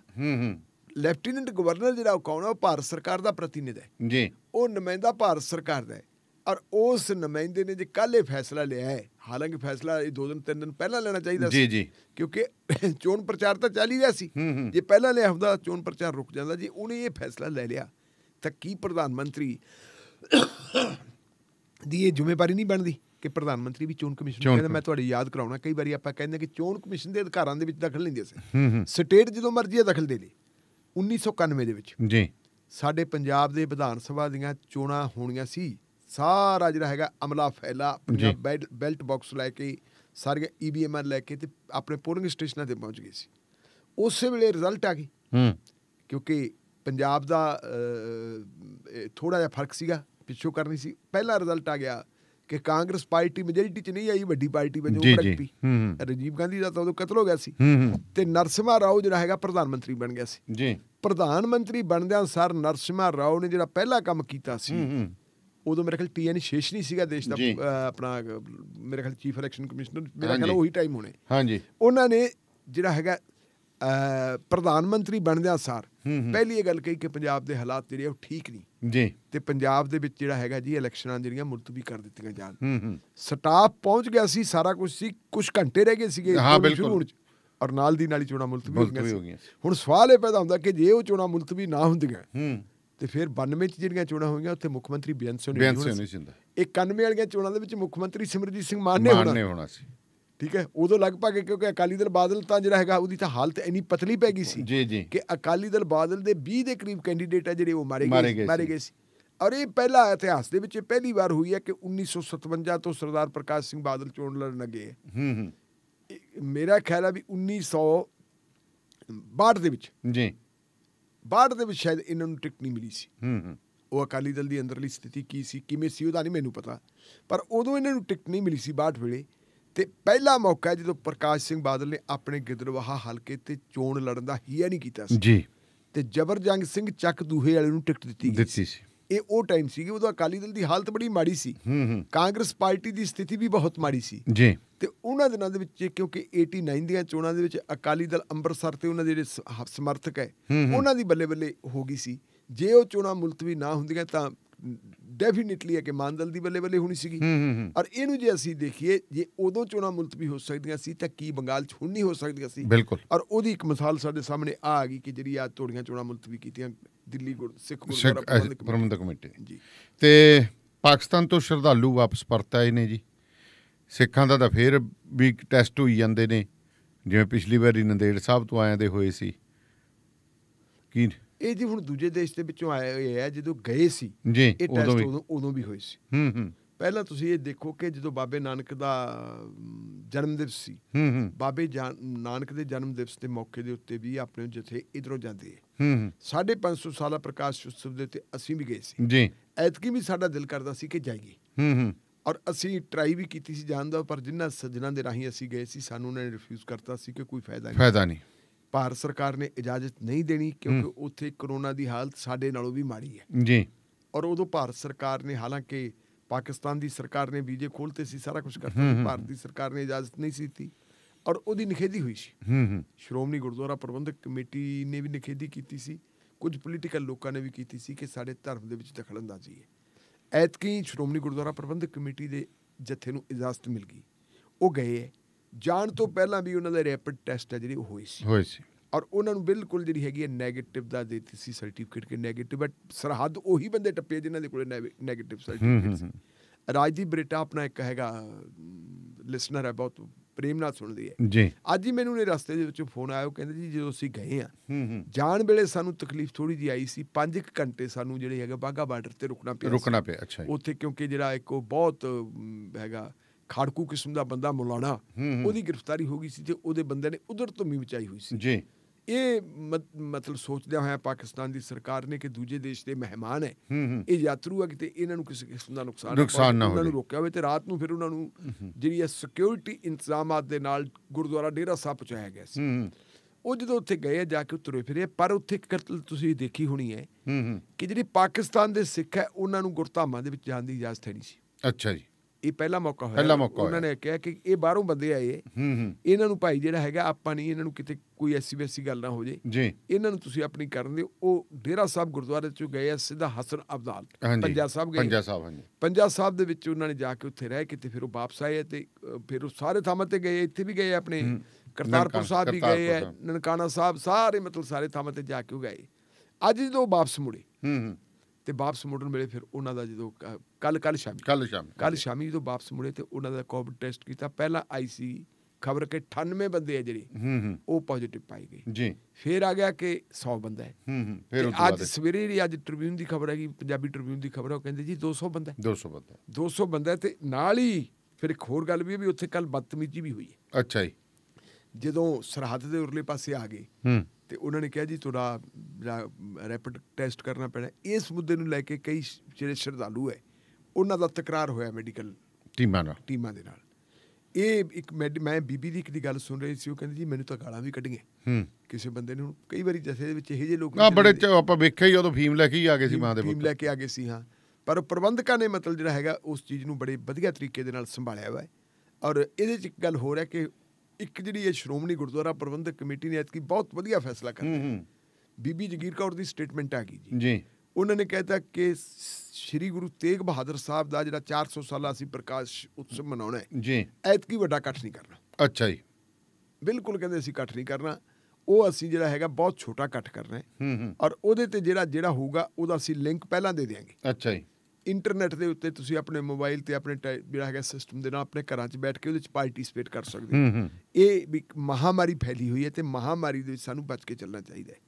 ਹੁਣ ਅਗਲੀ ਗੱਲ ਇਹ ਹੈ ਕਿ ਜਦੋਂ ਸਿੱਖ ਉੱਥੇ ਪਾਕਿਸਤਾਨ ਦੇ ਗਏ ਨਹੀਂ ਜੀ, ਪਹਿਲਾਂ ਤਾਂ ਆਪਣੇ ਬਾਰੇ ਪਾਕਿਸਤਾਨ ਵਾਲੇ ਕਹਿੰਦੇ ਹੁੰਦੇ ਸੀ ਜੀ ਕਿ ਹਿੰਦੁਸਤਾਨ 'ਚ ਕਰੋਨਾ, ਤੇ ਸਾਡੇ ਵਾਲੇ ਕਹਿੰਦੇ ਹੁੰਦੇ ਸੀ ਉਧਰ ਕਰੋਨਾ। ਜਿਹੜੇ ਲੋਕ ਉੱਥੇ ਮਿਲੇ, ਮੈਂ ਤਾਂ ਜਾ ਕੇ ਆਇਆ, ਤੁਸੀਂ ਵੀ ਜਾ ਕੇ ਆਏ, ਤੁਹਾਨੂੰ ਪਤਾ ਵੀ ਆਮ ਤੌਰ ਦੇ ਉੱਤੇ ਉੱਥੇ ਜਿਹੜੇ ਇੰਟੈਲੀਜੈਂਸ ਵਾਲੇ ਵੀ ਆਉਂਦੇ, ਬਹੁਤ ਆਉਂਦੇ ਹਨ ਉੱਥੇ, ਜਿਹੜੇ ਹੈਗੇ ਉਹਨਾਂ ਦੇ ਸਿਵਲ ਅਫਸਰ ਵੀ ਆਉਂਦੇ, ਆਪਣੇ ਵਾਲੇ ਵੀ ਉਧਰ ਇੰਟੈਲੀਜੈਂਸ ਵਾਲੇ ਬੈਠੇ ਹੁੰਦੇ, ਆਪਣੇ ਵਾਲੀ ਇੰਟੈਲੀਜੈਂਸ ਵਾਲੇ ਵੀ ਜਾਂਦੇ ਜਥਿਆਂ ਦੇ ਵਿੱਚ ਜਾ ਵੜਦੇ ਹਾਂ। ਔਰ ਉਧਰ ਨਾਲ ਦੀ ਨਾਲ ਹੀ ਜਿਹੜੇ ਉਧਰਲੀ ਇੰਟੈਲੀਜੈਂਸ ਦੇ ਲੋਕ ਆਉਂਦੇ ਆ, ਉਧਰਲੇ ਅਫਸਰ ਆਉਂਦੇ ਆ, ਉਧਰਲੇ MP ਆਉਂਦੇ ਆ, MLA ਆਉਂਦੇ ਆ, ਵਜ਼ੀਰ ਆਉਂਦੇ ਆ, ਵਕਫ ਦੇ ਅਫਸਰ ਆਉਂਦੇ ਆ, ਸਾਰੇ ਉਹ ਆਉਂਦੇ। ਇਹਦਾ ਮਤਲਬ ਜਿਹੜਾ ਫਿਰ ਸਾਡੇ ਬੰਦਿਆਂ ਨੂੰ ਉੱਥੋਂ ਜਿਹੜੀ ਹੈ ਆਪਣੀ ਵਾਇਰਸ ਚੁੰਬੜਿਆ ਵਾ, ਇਹ ਉਹਨਾਂ ਤੋਂ ਚੁੰਬੜਿਆ ਵਾ। ਹੁਣ ਚੁੰਬੜਿਆ ਉਹਨਾਂ ਤੋਂ ਹੈ ਤੇ ਜਿਹੜੀ ਜੇ ਆਪਾਂ ਹੁਣ ਇਹਨੂੰ ਕਹੀਏ ਕਿ ਪਹਿਲਾਂ ਪਾਬੰਦੀ ਲਾਤੀ ਸੀ ਤੇ ਧਰਮ ਦੇ ਵਿੱਚ ਉਹਨੂੰ ਦਖਲਅੰਦਾਜ਼ੀ ਵਾਲੀ ਗੱਲ ਨਹੀਂ ਕਹਿਣੀ ਨਹੀਂ ਚਾਹੀਦੀ। ਇਹੋ ਜਿਹੇ ਮਾਮਲੇ ਦੇ ਉੱਤੇ ਅਕਸਰ ਇਹ ਹੋ ਜਾਂਦਾ ਹੁੰਦਾ, ਇਹ ਰੋਕਣਾ ਚਾਹੀਦਾ। ਮਤਲਬ ਇਹਨੂੰ ਆਪਾਂ ਕਹਾਂਗੇ ਪ੍ਰੀਕਾਸ਼ਨ ਲੈਣਾ ਚਾਹੀਦਾ।